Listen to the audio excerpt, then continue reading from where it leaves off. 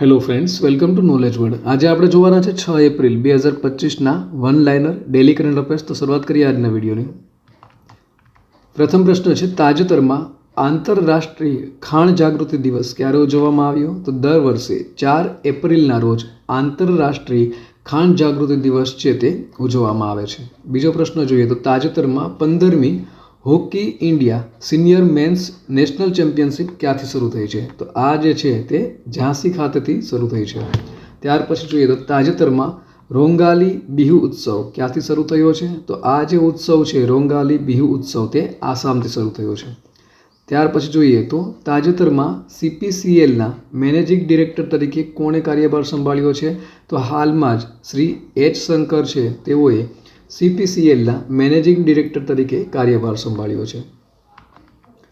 ત્યાર પછી જોઈએ તો નીતિ આયોગ દ્વારા બહાર પાડવામાં આવેલા ફિસ્કલ હેલ્થ ઇન્ડેક્સમાં કોણ ટોચ ઉપર છે? તો આ જે રિપોર્ટ છે તેમાં ઓડિશા રાજ્ય છે તે ટોચ ઉપર છે.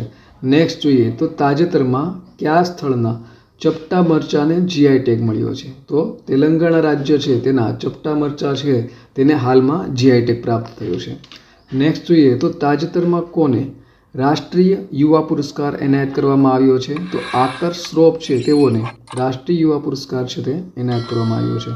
નેક્સ્ટ જોઈએ તો તાજેતરમાં મનોજ કુમારનું અવસાન થયું છે. તેઓ કોણ હતા? તો તેઓ એક અભિનેતા હતા. ત્યાર પછી જોઈએ તો તાજેતરમાં આંતરરાષ્ટ્રીય ફોજદારી અદાલતમાંથી ખસી જનાર પ્રથમ યુરોપિયન દેશ કોણ બન્યો છે? તો હંગેરી છે તે આંતરરાષ્ટ્રીય ફોજદારી અદાલતમાંથી ખસી જનાર પ્રથમ યુરોપિયન દેશ બન્યો છે. તાજેતરમાં 6ઠ્ઠી બિમસ્ટેક સમિટ ક્યાં યોજાઈ હતી? તો થાઈલેન્ડ ખાતે આજે બિમસ્ટેક સમિટ છે અને 6ઠ્ઠી હતી આ સમિટ તે યોજાઈ હતી. તાજેતરમાં પ્રકાશિત થયેલા નેટવર્ક રેડીનેસ ઇન્ડેક્સમાં ભારતે કયું સ્થાન મેળવ્યું છે? તો આમાં ભારતે 36મું સ્થાન છે તે મેળવ્યું છે.